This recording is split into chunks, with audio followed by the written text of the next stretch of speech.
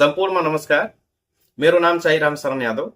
आज म चाहिँ विद्यार्थी भाइ बहिनीहरूको लागि यो भिडियो बनाएको छु। खास गरी ती विद्यार्थी भाइ बहिनीहरू जो चाहिँ अहिले फुर्सदको समयमा हुनुहुन्छ, खास गरी कक्षा 10 को सीको परीक्षा दिएर बसेका विद्यार्थी भाइ बहिनीहरू भएको छु। त सबभन्दा पहिला चाहिँ विद्यार्थी भाइ बहिनीहरूले के गर्न सक्नुहुन्छ, यदि तपाईँ फुर्सदमा हुनुहुन्छ भने, यो समयलाई सदुपयोग गर्न चाहनुहुन्छ भने त तपाईँ केही नयाँ सिपहरू सिक्न सक्नुहुन्छ। अब नयाँ सिप भन्नाले चाहिँ के कुराहरू पर्दछ, जस्तै कम्प्युटरसँग रिलेटेड किसिमको सिप भइहाल्यो। कम्प्युटरमा तपाईँ सिक्न जानुहोस्, माइक्रोसफ्ट वर्ड सिक्नुहोस्, एक्सेल सिक्नुहोस्, पावर पोइन्ट सिक्नुहोस्। ती कुराहरू तपाईँहरूको जीवनभरि काम लाग्ने चाहिँ चिज हो, काम लाग्छ। अर्को चाहिँ ग्राफिक डिजाइनिङका कोर्सहरू पनि भइहाल्यो, जस्तै क्यानभा भइहाल्यो, फोटोसप भइहाल्यो लगायतका कुराहरू चाहिँ तपाईँले सिकेर आफ्नो समयको सदुपयोग गर्न सक्नुहुन्छ। अर्को कुरा चाहिँ आधारभूत प्रोग्रामिङका कोर्सहरू पनि हुन्छन्। भाषागत सिप हुन्छ, कमसेकम इङ्ग्लिस स्पिकिङ भइहाल्यो, नेपाली स्पिकिङ भइहाल्यो, अथवा इङ्ग्लिस राइटिङ भइहाल्यो, नेपाली राइटिङ इम्प्रुभमेन्ट भइहाल्यो। यस्ता किसिमका चाहिँ कुराहरू तपाईँहरूले सिक्नुहुन्छ भने यसले भविष्यको अध्ययन र रोजगारी दुवैमा तपाईँहरूलाई सहयोग गर्नेछ भन्ने चाहिँ म अपेक्षा राखेको छु। र दोस्रो कुरा चाहिँ म के भन्न चाहन्छु विद्यार्थी भाइ बहिनीहरूलाई सुझावको रूपमा, कि तपाईँहरूले पढ्ने बानी विकास गर्नुहोस्। अब यो फुर्सदको बेलामा पनि सरले पढ्नको लागि भनिराख्नु भएको छ, तपाईँले भन्नु होला, तर त्यस्तो मैले कोर्ससँग रिलेटेड कुराहरू चाहिँ पढ्नको लागि भनेको होइन। तपाईँहरूले कथाका कुराहरू भइहाल्यो, उपन्यासका किताबहरू भइहाल्यो, जीवनी भइहाल्यो महान व्यक्तिहरूको, सामान्य ज्ञानका पुस्तकहरू भइहाल्यो, विभिन्न प्रकारका चाहिँ पत्र पत्रिकाहरू भइहाल्यो, अनलाइन किसिमका लेखहरू भइहाल्यो। कमसेकम यी सबै कुराहरू यदि तपाईँले पढ्नुहुन्छ भने तपाईँको चाहिँ जुन पढाइ छ त्यसमा एक प्रकारको कन्सिस्टेन्सी बनिरहन्छ। र यी कुराहरू पढ्नाले के हुन्छ कि पढ्ने बानीको पनि र साथसाथ हाम्रो जुन सोच्ने क्षमता छ, एक प्रकारको भाषिक दक्षतालाई पनि हाम्रो बढाउँछ यसले। त्यस कारणले गर्दा यी कुराहरू पनि गरिराख्नुहोस्। र तेस्रो कुरा चाहिँ तपाईँले आफ्नो करियरको लागि पनि योजना बनाउनुहोस्। अब किनभने अब तपाईँ कक्षा 10 पास गरिसकेपछि कक्षा 11 मा जाँदै हुनुहुन्छ। कक्षा 11 मा जाँदाखेरि कुन विषय लिने, कोही साइन्स पढ्ने होलान्, कोही म्यानेजमेन्ट पढ्ने होलान्, कोही ह्युमानिटिज पढ्ने होलान्, कोही एजुकेसन पढ्ने होलान्।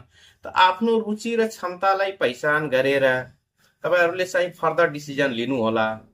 त्यसको लागि आवश्यक पर्यो भने आफ्ना शिक्षकसँग, आफ्नो अभिभावकसँग राम्रोसँग परामर्श गरेर तपाईँहरूले चाहिँ आफ्नो भविष्यको चाहिँ क्यारियरको योजना अथवा फर्दर स्टडीको योजना चाहिँ बनाउन सक्नुहुन्छ। र चौथो कुरा, तपाईँको चाहिँ अब व्यक्तित्व विकास गर्नको लागि पर्सनालिटी डेभलपमेन्ट पनि चाहिँ उत्तिकै महत्त्वपूर्ण छ। जस्तै अब व्यक्तित्व विकास अन्तर्गत के कुराहरू पर्छ, त व्यक्तित्व विकास अन्तर्गत यही कुरा पर्छ कि जस्तै मानौ अब तपाईँले कुनै मासमा बोल्नु पर्यो भने त कसरी बोल्ने, फुर्सदको बेला यही हो। त्यसको लागि चाहिँ प्र्याक्टिस गर्ने, समयको आफ्नो सदुपयोग गर्नको लागि। र अर्को कुरा चाहिँ लिडरसिप डेभलपमेन्ट पनि, अथवा लिडरसिप स्किल जुन हुन्छ विद्यार्थीमा, नेतृत्व क्षमता, त्यसको पनि विकास गर्नको लागि चाहिँ फुर्सदको बेलालाई उपयोग गर्न सक्नुहुन्छ। र अर्को टाइम म्यानेजमेन्टको कुराहरू पनि यस अन्तर्गत तपाईँले गर्न सक्नुहुन्छ कि कुनै पनि कुरालाई गर्नको लागि अब तपाईँको चाहिँ फुर्सदको बेला पनि हो, टाइमको चाहिँ कसरी राम्रो तरिकाले उपयोग गर्न सकिन्छ त्यो गर्न सक्नुहुन्छ। त्यसपछि म 5औं नम्बरमा चाहिँ विद्यार्थी भाइ बहिनीहरूलाई के भन्न चाहन्छु कि तपाईँ आफ्नो शारीरिक तथा मानसिक स्वास्थ्यमा पनि ध्यान दिन जरुरी छ।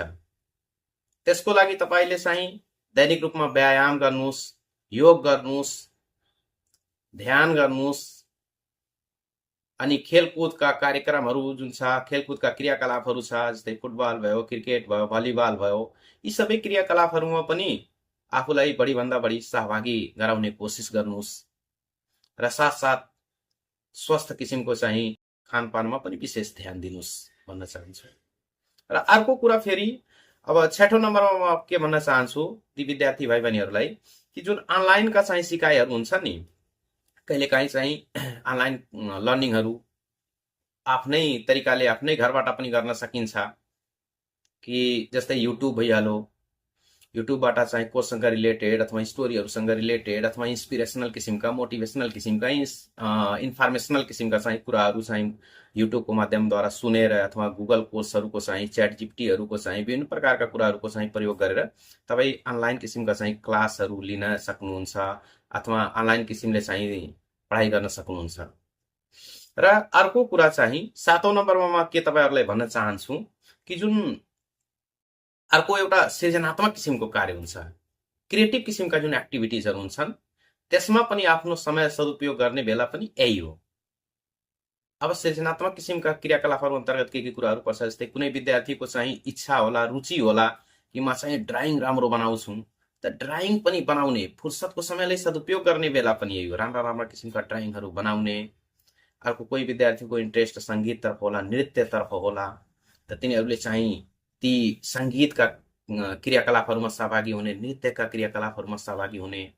र केही विद्यार्थीहरूको चाहिँ रुचि लेखनतर्फ होला, तिनीहरूले कविताहरू लेख्ने समय, कथाहरू लेख्ने समय पनि यही हो, पनि ख्याल गर्नु होला। र त्यसपछि चाहिँ अब केही विद्यार्थीहरू यस्ता होलान् जसले चाहिँ भिडियोहरू बनाउनमा पनि इन्ट्रेस्ट राख्नुहुन्छ होला, कन्टेन्ट क्रिएसनमा। त आफ्नो फुर्सदको समयलाई सदुपयोग गर्नको लागि तपाईले पनि प्रयास अहिलेदेखि चाहिँ भिडियो बनाउनेतर्फ पनि जान सक्नुहुन्छ। र साथसाथ चाहिँ तपाईको यदि अरू पनि आफ्नो फुर्सदको समयलाई सदुपयोग गर्न चाहनुहुन्छ भने म 8औं नम्बरमा तपाईहरुले के भन्न चाहन्छु भने कि सामाजिक सेवा पनि गर्नुस्, सोशल वर्क। अब सामाजिक सेवा अन्तर्गत आफ्नो समाजमा विभिन्न प्रकारका चाहिँ कुराहरू गरेर सामाजिक सेवा गर्न सकिन्छ। जस्तै अब तपाईँ साथीहरू मिलेर चाहिँ आफ्नो गाउँघरमा, टोलमा अथवा सार्वजनिक चिजहरू केही छ भने त्यहाँ सरसफाइका अभियानहरू सञ्चालन गर्न सक्नुहुन्छ। साना विद्यार्थीहरू छन् भने तिनीहरूलाई चाहिँ पढाउने, सिकाउने लगायतका कुराहरू चाहिँ सिकाएर पनि सामाजिक सेवा गर्न सकिन्छ। अरू चाहिँ आफ्नो समुदायमा कसरी सहयोग पुग्छ त्यो हिसाबले चाहिँ अब समुदायको आवश्यकता पहिचान गरेर त्यो हिसाबले पनि तपाईले समुदायमा सामाजिक सेवा गर्न सक्नुहुन्छ। र अर्को चाहिँ 9 नम्बरमा म के भन्न चाहन्छु, छोटो अवधिका जुन तालिमहरू, सर्ट टर्म ट्रेनिङ्सहरू भइहाल्यो। अब कम्प्युटर ट्रेनिङको बारेमा मैले अघि नै बताइसके, ल्याङ्ग्वेज क्लासेसहरू भइहाल्यो। अर्को विभिन्न प्रकारका चाहिँ स्किल बेस्ड ट्रेनिङहरू पनि हुन्छ। जस्तै अब गाउँघरमा चाहिँ विभिन्न वडाबाट वा गाउँपालिकाबाट चाहिँ विभिन्न प्रकारका चाहिँ कार्यक्रमहरू कहिलेकाहीँ सञ्चालन हुन्छन्, प्लम्बिङ, इलेक्ट्रिक वर्क लगायतका चाहिँ कुराहरू भइहाल्यो। त्यसमा पनि अब चान्स पाइन्छ भने त त्यसमा पनि सहभागी हुनुहोस् तपाईहरू र आफ्नो समयलाई चाहिँ सदुपयोग गर्नुहोस्, केही न केही स्किलहरू सिक्नुहोस् जुन तपाईलाई भविष्यमा चाहिँ काम लाग्छ, ती कुराहरू गर्नुहोस्। यस्तै गरेर चाहिँ म अर्को कुरा अथवा 10औं नम्बरमा भन्नुपर्ने भने तपाई परिवारसँग समय बिताउने काम पनि राम्रोसँग गर्नुहोस्, किनभने यही बेला हो परिवारसँग रमाउने, परिवारसँग चाहिँ कुराकानी गर्ने, आफ्ना अभिभावकसँग कुराकानी गर्ने, घरायसी कामकाजमा सहयोग गर्ने। यस्तै प्रकारको चाहिँ हाम्रो शिक्षा मन्त्रीले पनि विभिन्न प्रकारको चाहिँ ती विद्यार्थी भाइ बहिनीहरूको लागि सन्देश पनि दिनुभएको छ कि हामी चाहिँ विद्यार्थी भाइ बहिनीहरूले जीवनको चाहिँ नयाँ मोडमा चाहिँ प्रवेश गर्दैछौँ। यो समय केवल आराम गर्ने मात्र होइन, आफूलाई चिन्ने समय पनि हो, आफ्नो भविष्यको बाटो तय गर्ने समय पनि हो। यो एउटा सुनौलो अवसर हो। आफ्नो फुर्सदको समयलाई व्यर्थ नबनाएर चाहिँ हामी नयाँ नयाँ सिपहरू सिक्नतर्फ, विभिन्न प्रकारका किताबहरू पढ्नेतर्फ, आफ्नो रुचिहरू पहिचान गर्नेतर्फ उपयोग गर्नुपर्छ। त्यसकारणले गर्दा विद्यार्थी भाइ बहिनीहरूको लागि मेरो चाहिँ यही सुझाव रहेको छ कि तपाईले चाहिँ अब आफ्नो लक्ष्य एउटा बनाउनुहोस्। त्यो लक्ष्य चाहिँ तपाईको स्पष्ट तरिकाको हुनुपर्छ र आफ्नो सकारात्मक सोच बनाउनुहोस् र निरन्तर मेहनत गर्नुहोस् र देशको भविष्य तपाईहरूको हातमा छ।